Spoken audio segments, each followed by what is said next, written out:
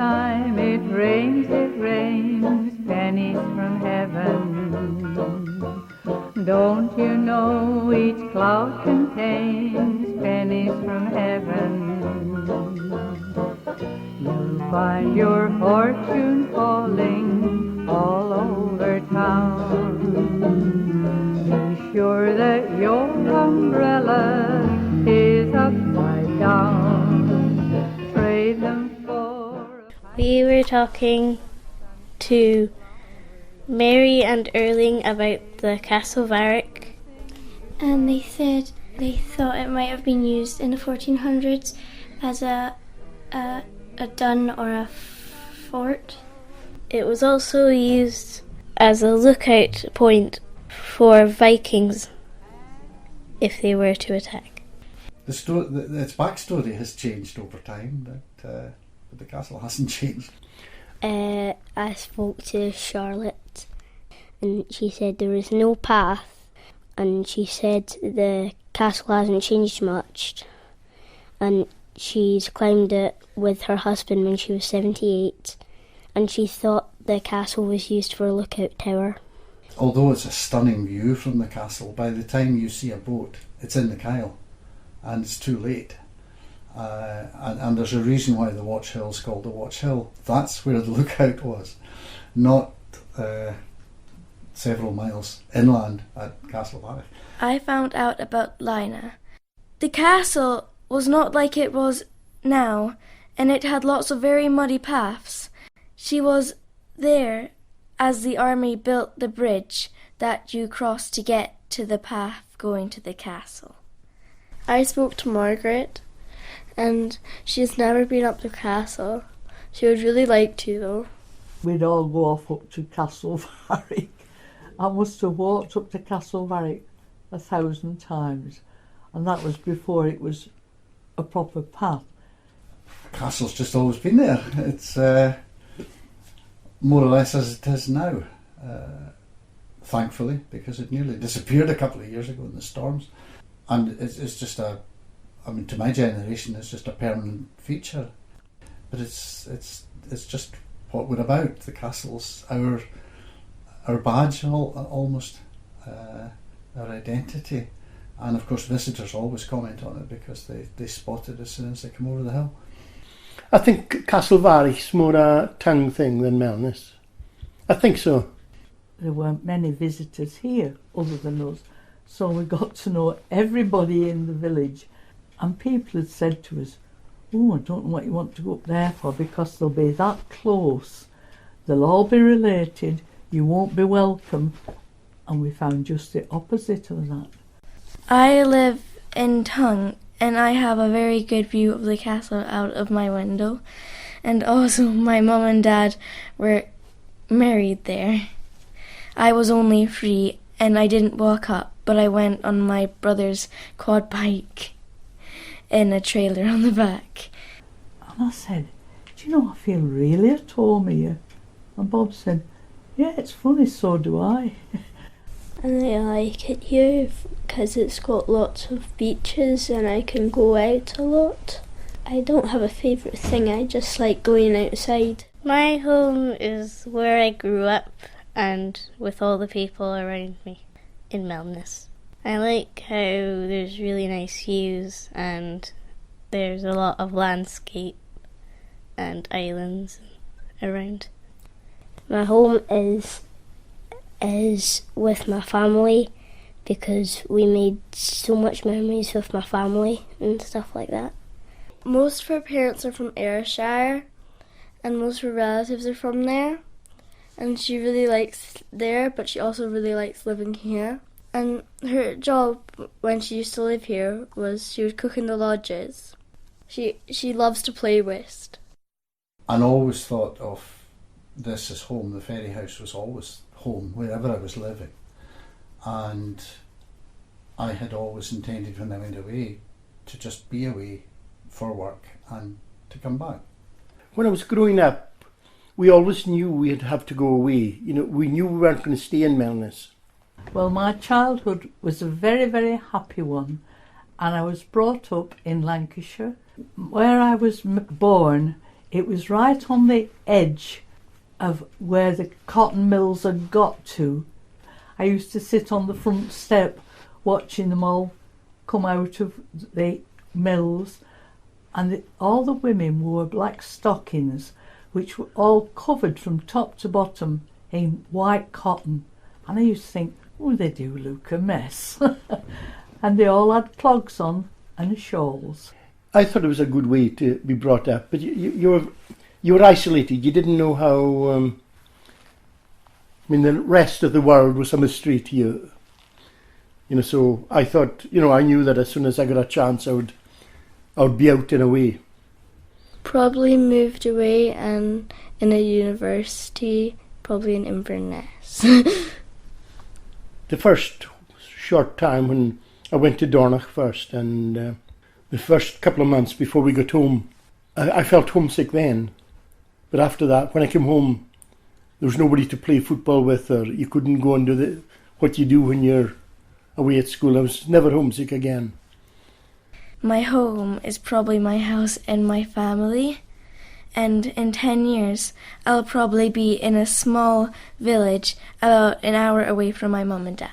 Yeah, most of what I remember is positive, and of course that probably isn't even half the story, because every community has friction, every community has conflict, and I didn't see any of that as a child. I was obviously kept well away from all of that, and maybe all the children were, I don't know. It was a house of music because all my family were musical, and they could all sing, and they all did sing, and aunties and uncles and cousins, we could have had a choir. It was wonderful, and whenever there was more than one person there was music going on, there was singing going on. Somebody would start singing and everybody else would join in. People were characters. The old people, they would almost invite you to give you a cheek. They would say something derogatory to you, so when you give them a bit of cheek back, it was a laughing thing, We used to play tennis as children, and ball games and chasing games, using the road as our playground, because there was no transport either. There was a bus about once a day that used to come, and we used to know when that would be, but we played on the road. That was our playground. I was taking on a boat, taking stones from Llandudno in Wales up to Odda in Norway, and we sort of out from the Rabbit Island somewhere, we took shelter there, and the captain says, see that God-forsaken country there? He says, that's where you come from. At first I felt a lump in my throat then I looked and I couldn't recognise, from the sea, I couldn't recognise the place at all. Didn't seem like home. That she actually had to go and leave at 11 years old for higher education. I think it was Bonnybridge. Probably quite sad, because she'd have her family in that, but she probably wouldn't see her friends that she used to have. We were gathered in, there was nothing but welcome on every side.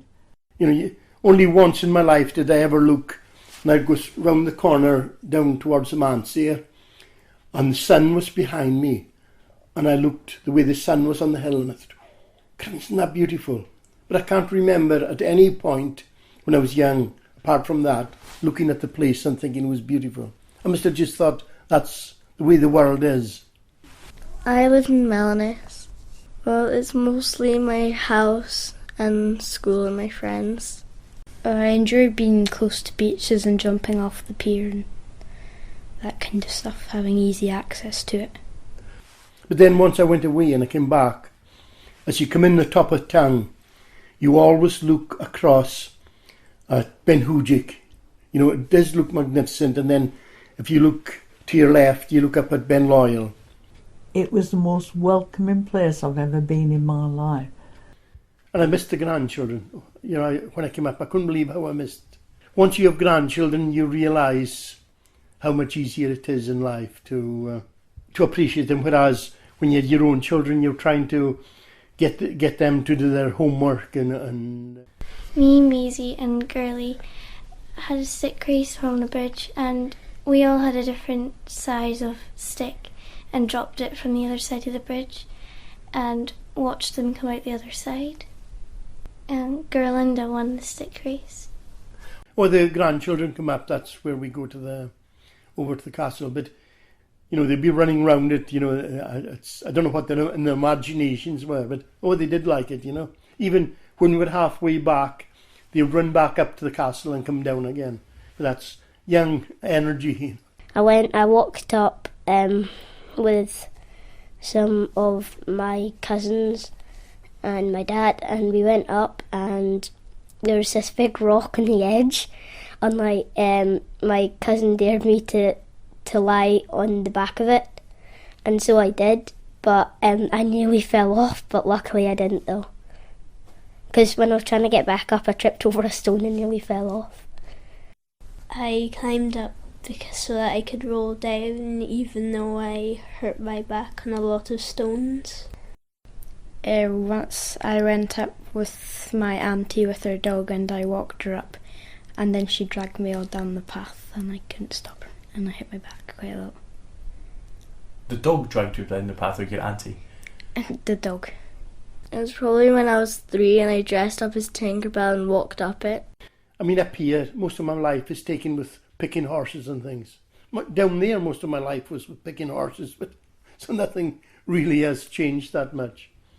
Once I went up the castle with my auntie, and on our way up, we saw a fight between a worm and a slug on the ground, and we just watched it and saw who won. The slug won. People and people's attitude, because coming here was like stepping back in time to when everybody cared for each other, and when we came here that still prevailed. If you hadn't got anything, you'd be looked after. I mean, I can all call it friendliness, I suppose, but it was a loving friendliness. The Mardi Gras, the memories of Creole tunes that fill the air. I dream of old Leanders in June. I'm wishing that I were there. Do you know what it means to miss New Orleans? That's where I left my heart. There's one more. I miss the one I care for more than I miss New Orleans.